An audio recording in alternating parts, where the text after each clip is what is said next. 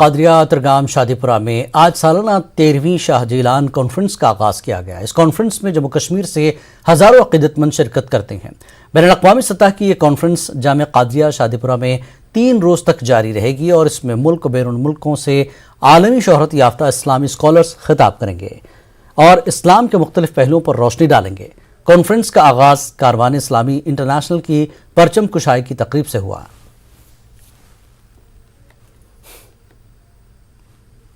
انشاءاللہ باضابطہ طور ذکر کے مجلس سے، مولود کے محفل سے اس کی شروعات ہوتی ہے اور پھر پرچم کشائی ہوتی ہے۔ پرچم کشائی میں اس کے بعد انشاءاللہ پوری انسانیت کے لیے، عالم کے لیے دعائیں کی جاتی ہے۔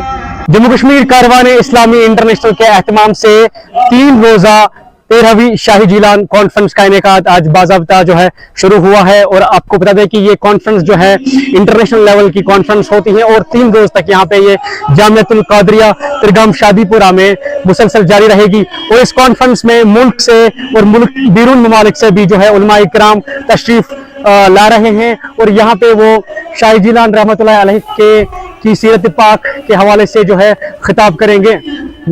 نیوز 18 کشمیر کے لیے میں شادی پورہ سنبل سے ساجد رسول۔